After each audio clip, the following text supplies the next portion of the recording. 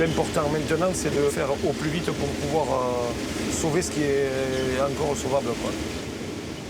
À cause de la sécheresse, Michel commence sa moisson avec 1 mois et demi d'avance. Ce producteur de maïs des Landes a perdu 60% de sa récolte. Et puis là, oui, ça c'est un pied sans épi. Là, il y en a un, il est inexistant. Même pas, on ne peut même pas appeler ça un épi. Celui-là, il n'y a rien, c'est vide. Mais voilà, ça c'est le cas typique de maïs qui ont manqué d'eau. Les grains, ils ne se sont pas faits, quoi. Il était existant au départ, le potentiel y était. Sauf que le maïs, il a décidé d'arrêter de produire son grain. Il a essayé de sauver la plante et il a sacrifié le grain. Ça, c'est démoralisant de voir ça, quoi. Cet agriculteur gascon produit du maïs pour nourrir les animaux. Ces plantes, c'est comme si on les avait passées au four. Elles ont cuit en juin, recuit en juillet et mortes en août. Michel s'attend à une perte globale de 70 000 €. Là, c'est encore pire, ça se casse. L'équivalent de 3 années de salaire. En 27 ans de métier, Michel n'avait jamais connu pareille catastrophe. Seul moyen pour s'en sortir, appeler au secours son banquier. À la campagne, M. Ducazeau se déplace à domicile, chez les agriculteurs en difficulté. Monsieur le maire. Bonjour Lydia. Ça va? Oui, ça va, oui. Bon. André. Merci. L'assurance de Michel va l'indemniser à hauteur de 40 000 €. Loin d'être suffisant. Michel doit quémander un prêt. Alors, comment allez-vous? Ça va. Oui. On est en pleine récolte et le malheur annoncé arrive. Oui. Il va manquer des sous pour finir l'année, quoi. D'accord. Michel ne peut plus payer ses charges, qui ont explosé avec l'envolée des prix des matières premières. Comme une double peine avec la sécheresse. Engrais et le fuel, c'est 350 € de plus à l'hectare. Hein. D'accord. Après l'an dernier, j'ai payé 1 200 € d'électricité. Cette année, j'en ai pour 5 300 €.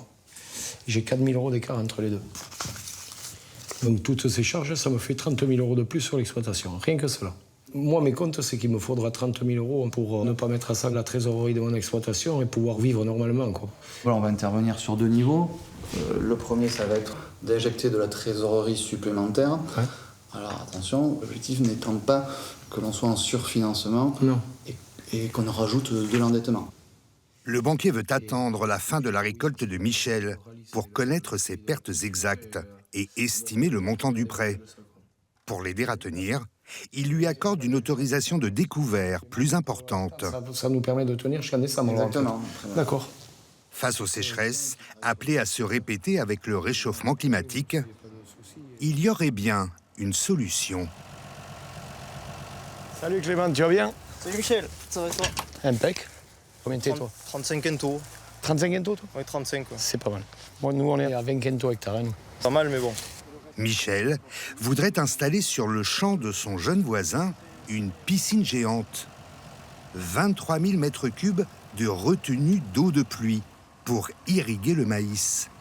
Un projet à 120 000 € qui se heurte aux contraintes environnementales.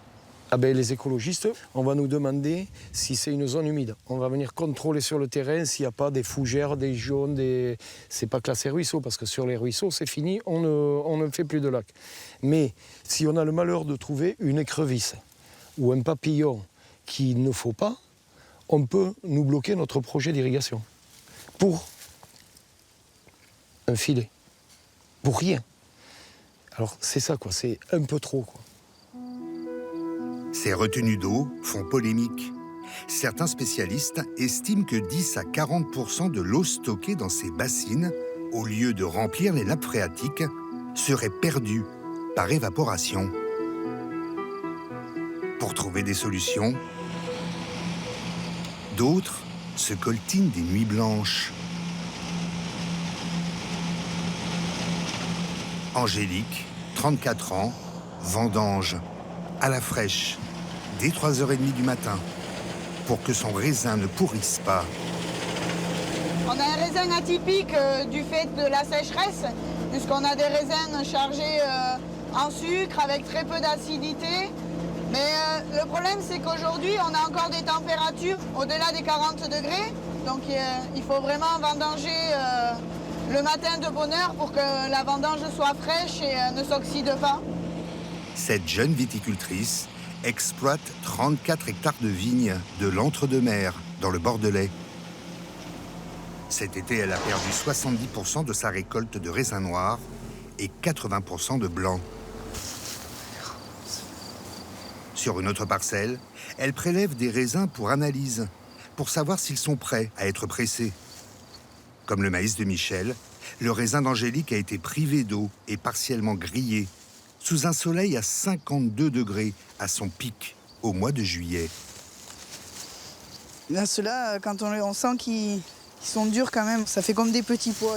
Quand on les touche, ils devraient s'écraser. S'ils avaient eu assez d'eau, ça ne ferait pas des graines aussi dures. Ouais. Mais là, ça se voit bien. C'est une partie qui a été protégée, qui était à l'ombre, du coup, et une partie qui vraiment a pris le soleil toute la journée. C'est juste la peau, le raisin vide, quoi. Angélique se rêvait sage-femme. L'amour du terroir l'a poussée à prendre la succession de son père, il y a 6 ans.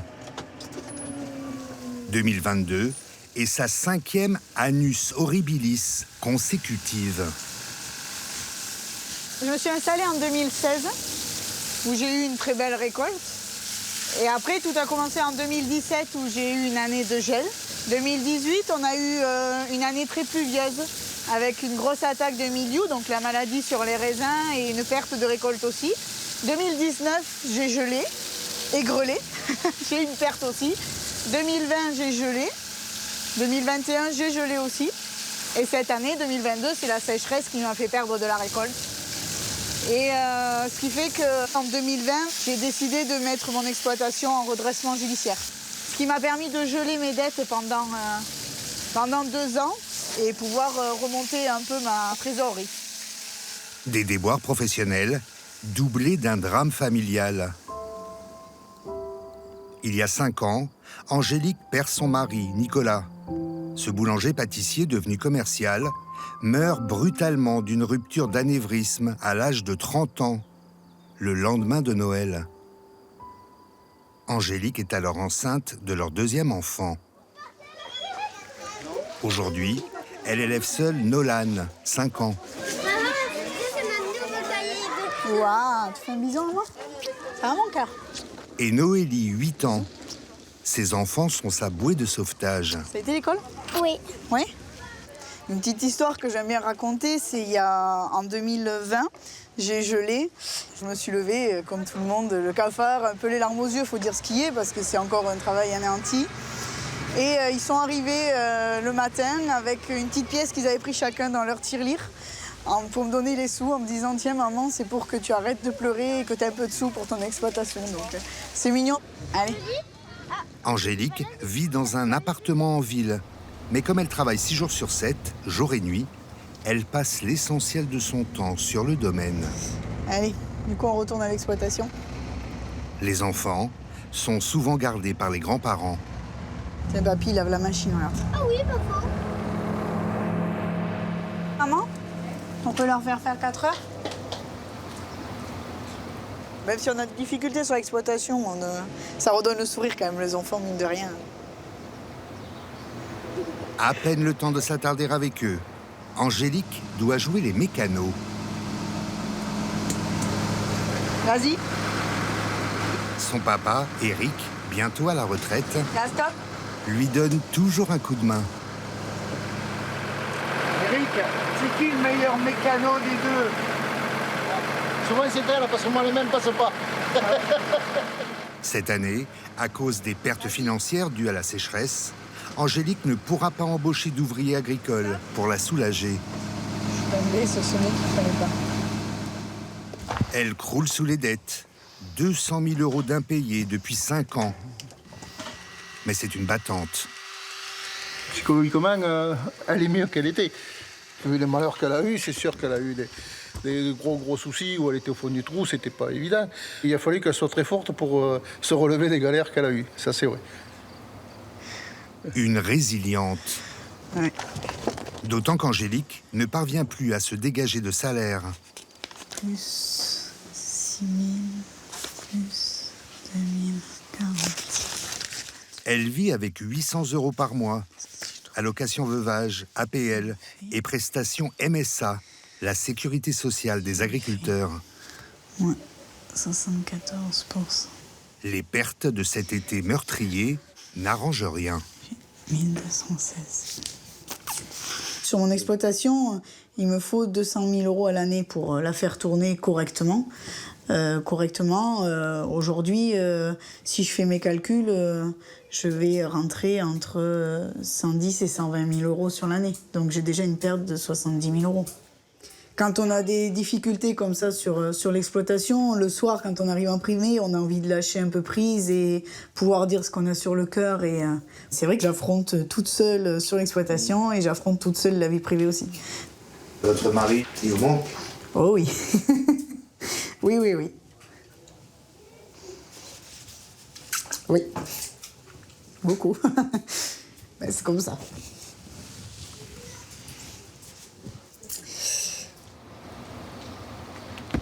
Pour ses enfants, Angélique reste tournée vers l'avenir. Elle continue d'alimenter la coopérative agricole qui transforme son raisin en vin. Bonjour. C'est la dernière benne. Oui. Angélique livre ce jour-là 6 tonnes et demie, moitié moins que d'habitude. En cette période de vache maigre, l'une des solutions est de s'adapter aux attentes du marché. Le Bordeaux rouge est de plus en plus boudé par les consommateurs, au profit des Languedoc, Vins de Loire ou Côtes-du-Rhône. Oui. Alors le directeur de la cave a trouvé une parade. Faire un crément, un blanc pétillant, Ça s'appelle un blanc de noir. composé uniquement de raisins rouges. Donc c'est ramassé tôt, en tout début de maturité. On ramasse à la main, on presse directement les baies. Et à l'intérieur en fait, de la baie de rouge, le jus est blanc. Donc c'est aussi pour nos vignerons une manière de valoriser en fait, leur production de raisins rouges, qui est une production ici historique en fait, mais qui, pour continuer à exister, a besoin d'évoluer aussi sur de nouveaux produits. Un nouveau pétillant lancé l'an dernier, vendu 11,80 € le flacon. Voilà, regardez cette belle mousse. Le négociant prévoit de faire passer sa production l'an prochain de 250 à 350 000 bouteilles. Et du coup, on sait qu'on sera rémunéré sur cette récolte-là puisqu'elle sera vendue. Donc en 2024, il y aura le mien dedans. Pour que leur exploitation ne se retrouve pas à sec, d'autres agriculteurs en arrivent à des méthodes plus radicales. Allez, on branche. Tu vas chercher la pince.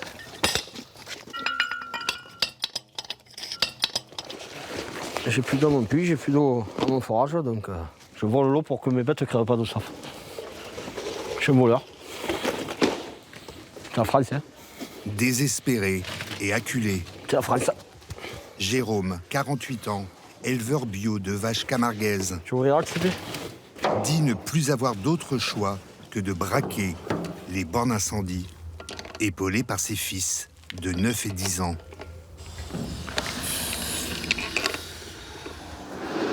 Défais le nœud là-bas. 5000 litres d'eau pompée pour remplir sa citerne, en toute illégalité. Jérôme risque 500 € d'amende à chaque fois. On vous a jamais rien dit? Si, une fois, j'ai un gars qui travaille à la régie de l'eau. Il est arrivé, on était en train de remplir. Là, ils peuvent arriver parce qu'ils le voient quand on prend l'eau. Hein. Ben, il est arrivé, il m'a dit, vous volez de l'eau, monsieur, vous êtes un voleur d'eau. Il a voulu m'enlever le tuyau. Je dis, non, vous n'enlevez pas le tuyau. Chez moi, les bêtes ne sont pas à boire, il faut qu'elles le boivent. Après, moi, je leur ai demandé qu'ils me mettent un compteur provisoire avec une sortie, avec une canne. Il faut une grosse sortie pour l'eau. Je veux dire, je ne peux pas remplir un tuyau d'arrosage. On le comprend bien. Bah, ils ne veulent pas. Moi, je ne m'en suis pas caché. Hein. Je leur ai envoyé des mails. Je leur ai dit que j'avais pris tant de cubes, que j'étais prêt à les payer. Hein. J'ai pas de réponse. J'aurai peut-être un procès. Hein. Des pompiers, sensibles à sa détresse, lui ont donné ce vieux tuyau. Jérôme, est-ce que vous donnez de bons exemples à vos enfants en faisant ça? Non, l'exemple non. Je leur donne l'exemple de bien s'occuper de leurs bêtes. Parce que le jour, ce sera peut-être à eux si on peut continuer. Depuis le 20 juin, régulièrement, Jérôme transporte l'eau volée vers ses abreuvoirs. Sur ces terres sèches du Gard, à 80 km de la mer, il élève en plein air 130 vaches, veaux et taureaux de Camargue, des bêtes à viande. Avec d'autres éleveurs de la région, il a alerté le gouvernement dès le mois de juin. C'était sec. On en a mis hier pourtant. Viens, la viens. Il n'a obtenu aucune aide d'urgence. Les tacs, ils sont tous en congé au mois d'août. Ils sont tous à la mer. Ils sont sous les clims. Et on ne verra pas ce qui se passe à côté. Hein. Quand il y a une crise, il faut la gérer de suite. Moi, je pense qu'il y a une lenteur dans les procédures qui est inadmissible même, parce qu'on nous laisse tomber, nous, finalement. On nous abandonne. Hein. Enfin, moi, je le ressens comme ça. On est abandonné. Manque d'eau, mais aussi de nourriture. Ces bêtes n'ont quasiment plus rien à manger. Les orages de ces derniers jours ne sauveront pas ces pâturages, pelés par 3 mois de canicule. Voilà, ça, c'est la luzerne qu'on avait semée. Normalement, ça devrait être un tapis. On la voit, la luzerne, elle y est. Mais c'est mort. Ça tout a pété. Tout a pété, quoi. C'est cuit, il faudra ressemer, il faudra... Voilà. C'est le désert de Gobi, comme on dirait. Enfin, c'est désolant quand on voit ça. Hein. Jérôme a perdu 7 000 € en semant pour rien. Du coup, il a dû entamer dès le mois de juin son stock de foin prévu pour l'hiver. Aujourd'hui, il ne lui reste que 200 bottes. À peine de quoi tenir 1 mois et demi pour nourrir ses bêtes. Seule solution, envoyer à l'abattoir une partie de son troupeau. Mais il a du mal à s'y résoudre. Oui, Isabelle. Ben écoute, ça va, mais c'est pas terrible quand même. En ligne, une responsable de la Chambre d'agriculture, inquiète pour son exploitation et son état psychologique. Hier, tu avais rendez-vous avec l'assistante sociale? Ouais, j'avais rendez-vous avec Madame Campos. C'est pas bien. Ouais. C'est quelqu'un de formidable, mais après, comme j'ai expliqué, moi je vais pas me mettre une balle à la tête. Hein. Je ne suis pas là. Hein. J'ai 4 petits, hein, Isabelle. Hein. Mais moi, ce qui me préoccupe, c'est l'état de mes bêtes, c'est le foin. Je pense que dans l'urgence, il y a aussi comment on travaille sur ton cheptel, comment il évolue sur le plan effectif, parce que ça veut dire plus ou moins de besoins en foin pour toi aussi, ça. On peut pas Non, mais on ne peut pas décapitaliser une exploitation par ces bêtes. Moi, c'est mes bêtes, mon capital. Si on peut décapitaliser pour sauver une grande partie. Il y en a qui le font. Il n'y a pas de bouffe en ce moment. C'est compliqué, du coup. Je veux dire, tu tournes en rond sur ce coup-là. C'est ce que je veux te dire. Attention, moi, j'ai fait le calcul, Isabelle. Parce que je calcule quand même. Si je fais tuer 30 vaches, comme je dois faire là, 30 vaches de moins à nourrir, je vais péter les primes PAC. C'est-à-dire, je vais péter de la vache allaitante, je vais péter de la prime à l'herbe. Tu vois? Ça va coincer à un moment donné. Hein. Allez, au revoir, Isabelle. Ciao.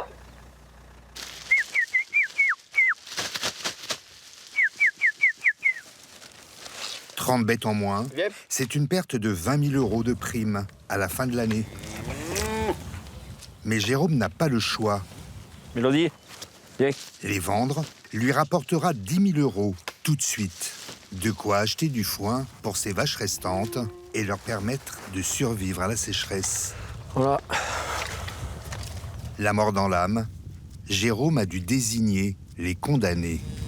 Il y en a une qui a un veau, on va attendre que son veau soit sevré puis elle partira à l'abattoir. Il faudra en partir en premier ça, et une paire de bêtes jeunes aussi, parce qu'on en a beaucoup. Et puis on sacrifie un peu les plus vieilles, la corne blanche là.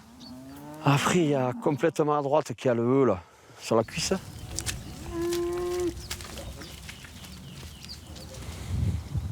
Ah bon, c'est du gâchis quand même. On les aime, nous, nos bêtes, je veux dire, c'est pas... Elles entendent le tracteur, elles savent que c'est moi, elles montent, enfin voilà quoi. Celui qui promène son chien à Paris tous les jours, il parle à son chien. Nous, on parle à nos bêtes. On passe pour des fadas, mais on les aime, quoi. Je veux dire, c'est un crève-cœur de faire ce qui se passe là. Vraiment. Le dossier d'indemnisation de Jérôme, au titre des calamités agricoles, ne sera pas étudié avant début 2023.